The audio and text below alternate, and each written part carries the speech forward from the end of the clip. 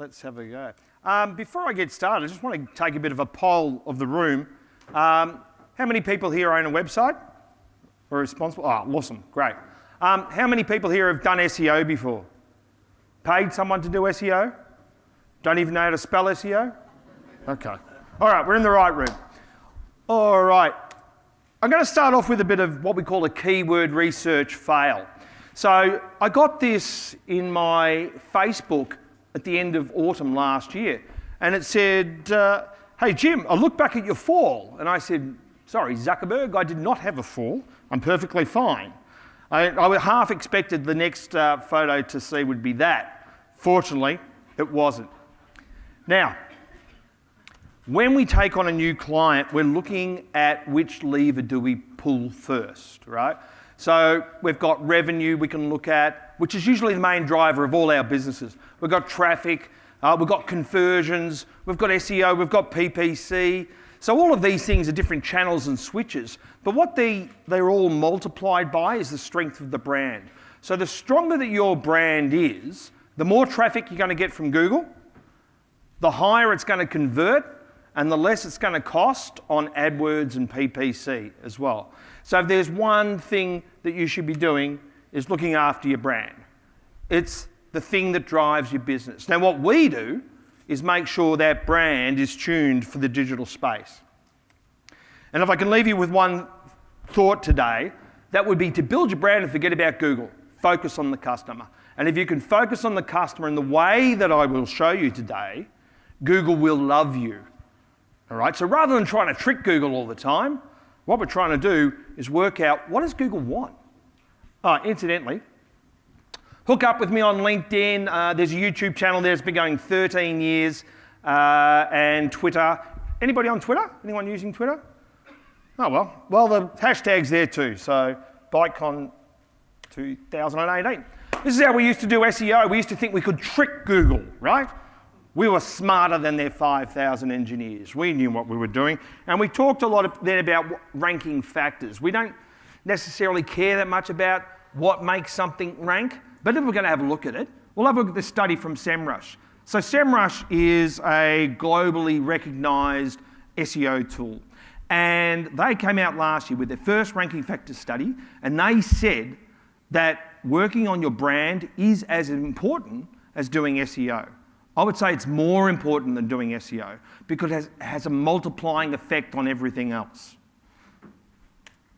In 2009, we had an algorithm change, and on that day, what happened overnight? All these brands skyrocketed over other sites, and it used to be relatively simple to get someone ranked higher than a brand back in 2009. But this change came along, and we all went, well, Google's just favouring brands now, game over. And Google said, no, it's not about brands, it's about trust. So what we've done is we've added an element of trust into the calculation to see whether a page should rank or not. So basically what they were saying was, brands represent trust. So if you have a strong brand, chances are you're trustworthy. Then late last year, SEMrush came out with another study, and they said in this one, direct traffic is the major ranking factor. Now that confused the hell of a lot of SEOs, and it caused a lot of gnashing of teeth and heartache because everyone's going, direct traffic, how can direct traffic be a sign of ranking? But what they found was, of the 600,000 sites that they looked at, they all had the most direct traffic out of any other site. So direct traffic comes from bookmarks. Who uses bookmarks, right? So bookmarks, people just typing it in. One of the biggest sources of direct traffic to your websites is from autocomplete. So I've started to type SEMrush in there and you can see it's auto-completed, right? So it's returning traffic. The traffic that comes back to your website is the sign of a strong brand. There's also a thing we call dark social, and this is content that's shared, say, via Skype or WeChat or any of these other services that Google can't work out where that traffic is coming from, all right? But direct traffic is a sign that people like you. They've either come back or they're sharing it with a friend, all right? So keep that in mind. And when I talk about brand, I'm not just talking about global brands, national brands, international brands, whatever. I'm talking about niche brands as well, All right, now this is a screenshot out of Google Analytics of a site called skinnymixes.com.au. Does anybody own a Thermomix? Oh, wow, good cult representation today. That's good. In case you don't know what a Thermomix is, it's a $2,500 blender that burns people. Now, I've got 2 of them. I'm not a hater. I love them. But this site, all she does is write recipes for Thermomix. And when I took her site on, she was getting 1,200 unique sessions a day from Google. That means she was getting over 30,000 people a month already coming to her site from Google. She didn't know. I set up Google Analytics for her. We saw the traffic. Over a period of time, we doubled the traffic. And then 6 months later, she was getting 12,000 unique sessions a day from Google. Now, yeah, sure, I did some SEO stuff, but it wasn't that complex. The reason that she was getting all that traffic is because her brand was so strong, and Google knew that, right? So, and this is Nikki Riddle. She works from home in Adelaide. It was a one-woman show until she convinced her husband to come on board, give up his job. And a lot of people will say, oh, this is technical SEO, Jim, that's what that is, or it's domain authority. Well, if anyone says domain authority to you, please give them a nipple cripple. There is no such thing as domain authority, and it's a made-up metric that our industry seems hung up on. But anyway, so the other big factor with SEO that we've all been told over the years is that we're going to have more backlinks, all the backlinks you can eat. You need more backlinks. Well, this site had 37 backlinks, okay? She was getting 12,000 a day.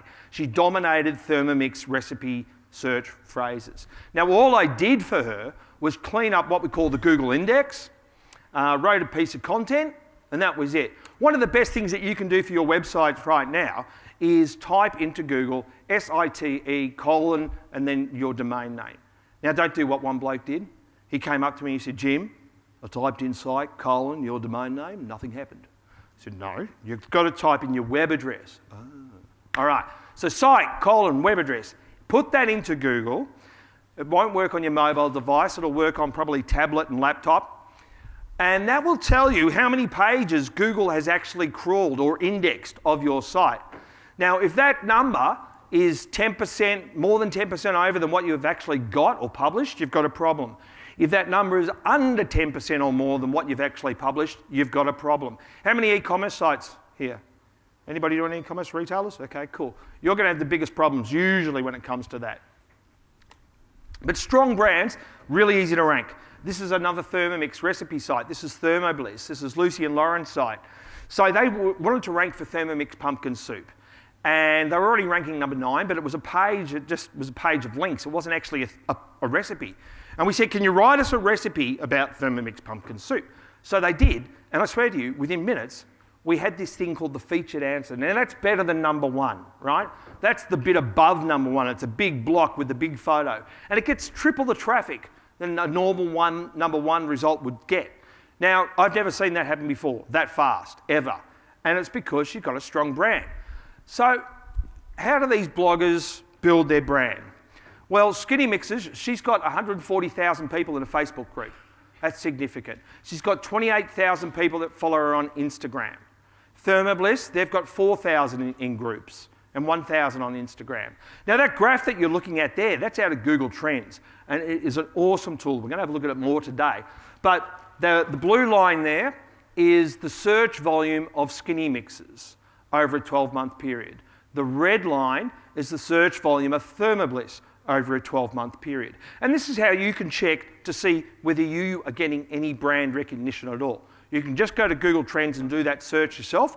Put your competitor in there. Who does AdWords? Anyone doing AdWords, Google Shopping, any of those sorts of? Yep, great. So we do a lot of AdWords, and what we've learned is that the stronger that your brand is, the lower that you will pay per click. And you will get more clicks, and the cost will be lower versus your competitors. So when I talk brand searches, I'm talking like Nike shoes, Windsor Smith shoes. They are brand searches. And this is what we want to get to. We want to get people talking about your brand because it affects every digital channel.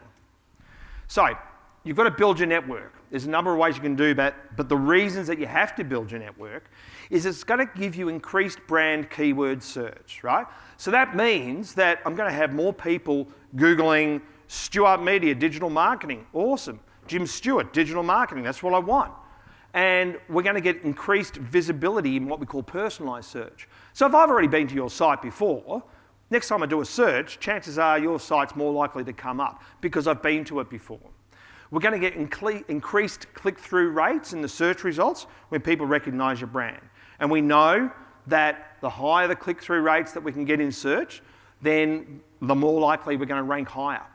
And of course, the thing about brand is you get increased conversion rates with a strong brand.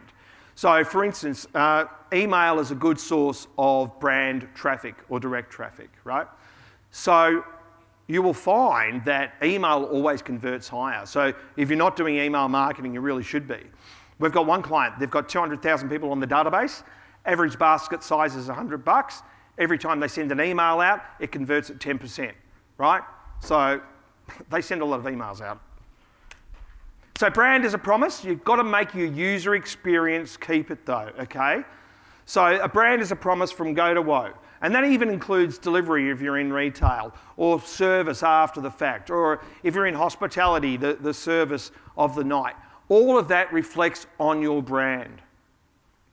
Here are the things that Google doesn't like. This is essentially technical SEO.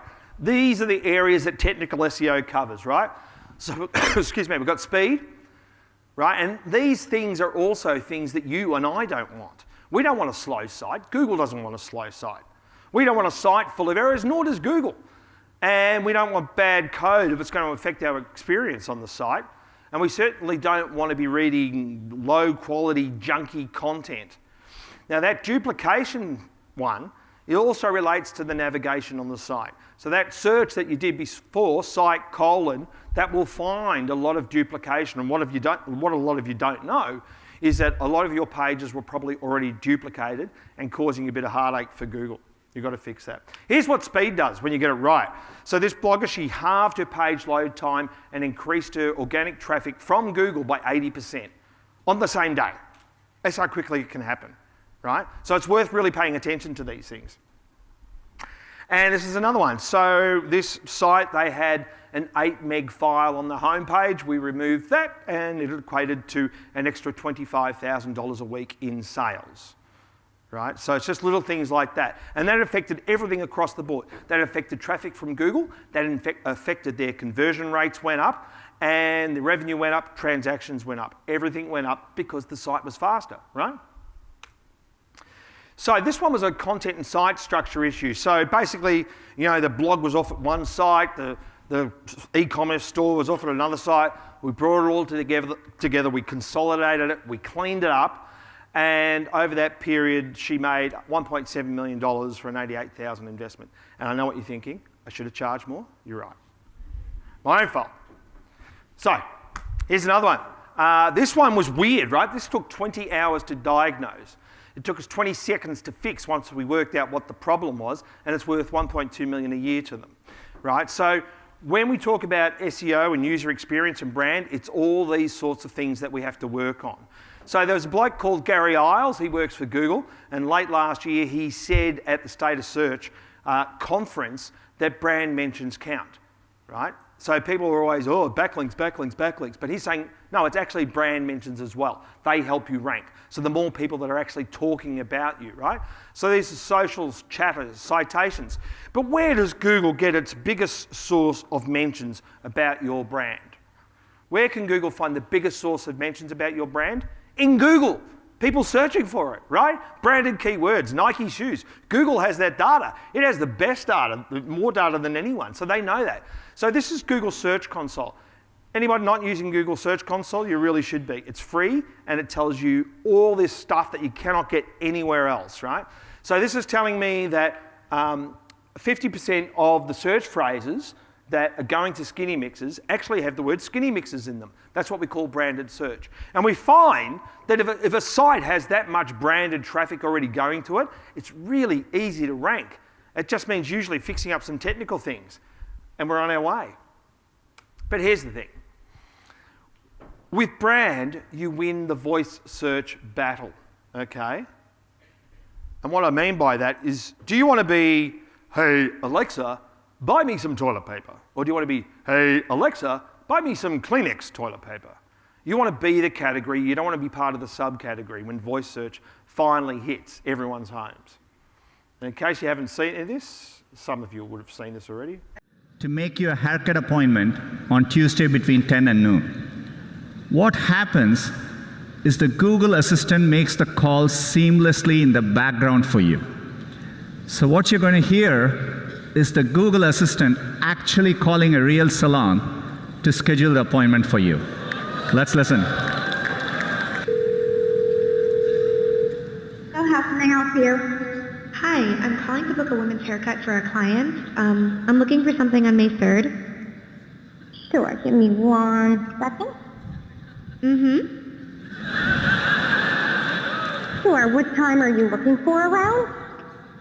At 12 p.m. We do not have a 12 p.m. available. The closest we have to that is a 1:15. Do you have anything between 10 a.m. and 12 p.m.? Depending on what service she would like. What service is she looking for? Just a woman's haircut for now. Okay, we have a 10 o'clock. 10 a.m. is fine. Okay, what's her first name? The first name is Lisa. Okay, perfect. So I will see Lisa at 10 o'clock on May 3rd. Okay, great. Thanks. Great. Have a great day. Bye. Wow, huh? So that's voice, right? So that's where voice search is going. Now, you can do some research yourself in Google Trends. This is what I like to refer to as brand-related queries. You can go to Google Trends, and what I've got typed in there is home loans. Anyone here from the NAB?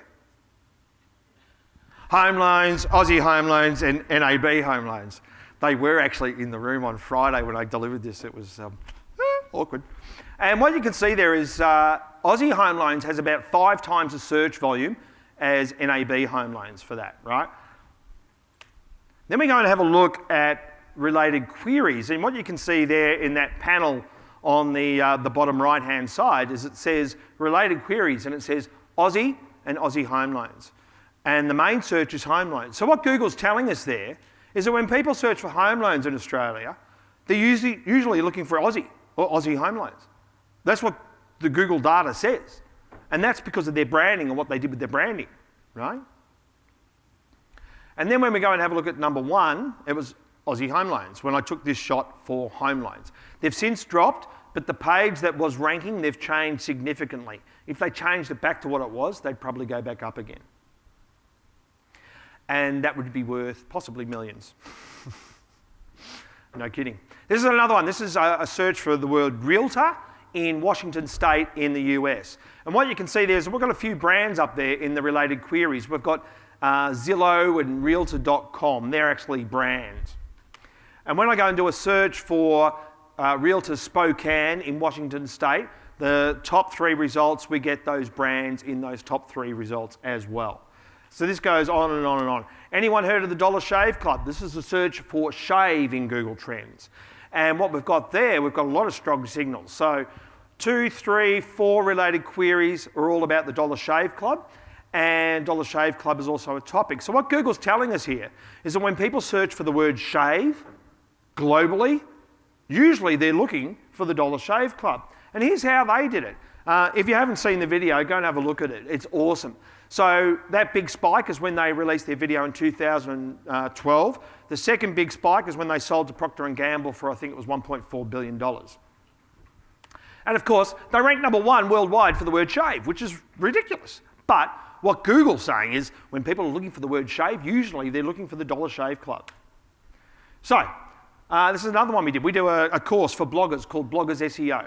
And we have the course, it's all done in Facebook.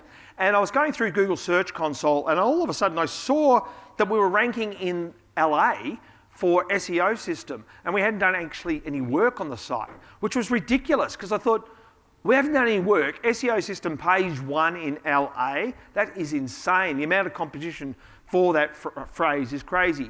So I went and looked at some of the traditional SEO signals of backlinks.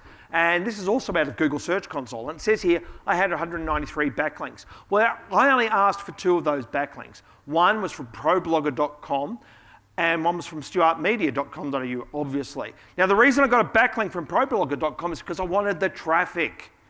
So if anyone says that you need backlinks, tell them, well, no, I don't. I need traffic. So if I'm going to get traffic from those backlinks, awesome. Otherwise, nick off. I don't want your backlinks. I only want the traffic, right? And a reason I think that we ranked so well, so easily, without actually doing anything, was because we had 3,000 members in this Facebook group that were actually talking about us and searching for us and getting our brand talked about out there. So Google also told us last year that URLs that are more popular on the internet tend to be crawled more often to keep them fresher in our index. The key word in that statement is actually popular. What does popular mean? That's really important to ponder. Well, I can tell you what popular means. This is a client of ours, Fowles Auction House. They are on the national news for one night, and we got a massive spike in traffic from Google. Huge amounts of traffic from Google, people searching for their brand. At the same time, Google came in. So that top graph is a graph of Googlebot coming into their site on the same day when they were getting all this traffic from Google. So Google wanted to find out, why are they popular? What's going on here? I've also been involved in an ongoing battle with the Australian Domain Administrator over a thing called Direct AU registrations. And I started a campaign trying to educate the public about this back in February. On March 11, we got onto the ABC News with this story. It went national, it was on ABC News 24. And on the same day, we had a massive spike in Google bot traffic. Looking at the site, what are we doing? We also had a massive spike in organic traffic. In that period, we managed to get 52 articles published in about 12 weeks. And we had a massive increase in our awareness, or our brand awareness. But what I did here, and if you're doing radio or TV or newspaper advertising, you can check this yourself. So what I've done there, you can see that big spike for the word AUDA at the start of their campaign. That's because more people were searching for that brand, which is what we wanted. We wanted more people to be aware of the Australian Domain Administrator and what they were proposing. And we got that, and we could see that on the graph, and we made a move. Ed Husick also mentioned us in Parliament on that story a few weeks back as well. So here are some of the side effects of doing this. Now, I wasn't trying to do this for myself, but inadvertently, it's really helped our own rankings and our own traffic. So this is, to me, just data that just proves that Google loves popularity. So that top purple line there, that measures where I'm ranking for the word marketing speaker. Now, before it has that steep uptick, we were ranked about number 6 or number 7. And the reason we're ranked number 6 or 7 is because at the beginning of the year, I went, I really should get ranked for marketing speaker, because I should be living what I talk and building our brand and getting out there and talking to people about what it is we do. So I did that, got us ranked about 6 or 7 for marketing speaker. Then on the day that the ABC News story went to air, we went to number 1 for marketing speaker. We did nothing. That's like 3 months after the time that I did any work on it. Nothing, not a thing. We also jumped up really high for the phrase SEO audit. We don't even want to rank for that. It's a really tough phrase to rank for, but we don't do them. We don't even have that product anymore. But we ended up ranking for it. It was ridiculous. And then we had another one. This was ridiculous. And I was at a conference back in April, and Gary Isles from Google was there. I said, Gary, this is ridiculous. Look at this. I said, we ranked number 5 for Search Console. And we've only started ranking for that since I started the campaign against the Australian Domain Administrator, since more people have been aware of our brand. And I said, look, we've had 10,000 impressions. That means we've appeared 10,000 times, but we've only been clicked on 4 times. So it's not a relevant search result. We shouldn't be there, Gary. Thankfully, Gary fixed it, and we're now number 35 for Search Console. Thanks, Gary. Awesome. So then, this is why, this is also in Google Search Console. And what I'm looking at here is traffic to our site for my name. And you can see at the same date that we started the campaign, search volume for my name has doubled. So then everything related to my name on my site is also going to rank higher. So I would encourage you to play with Google Trends. Use it for keyword research, finding out what's happening with your competitors, finding out if your competitors are in decline or in growth with their brand. There's lots of things you do. I wrote a blog post a couple of years ago about how Google Trends has predicted the US president since 2004, and it has, and I've got data there. In fact, on the day of the last US federal election, I looked at the numbers and I just went, wow, he's going to win, because he had 10 times the search volume to Clinton. And it's just extraordinary. It's all there. So in closing, I would say, build your brand. Do that first. Work out what you do with great content, great customer experience. Do focus on buyer personas, right? You might have more than one buyer persona in your business, but focus on, find them, know who they are, give them a name. Go and find out where they hang out on social media or online. And then, either pay for advertising in that space or do videos. But just be awesome. Keep publishing. Get out there. Do good, technical, solid SEO so your site goes well, so your site runs well, so it's fast, so it's not duplicated, it's not full of errors. And then bang, you are going to rank every time. Now, just in closing, the reason I've got 2 email addresses there is because the Australian Domain Administrator tried to take away stewartmedia.com.au, which I've only been using for about 20 years. But you can reach me on both addresses. Thank you.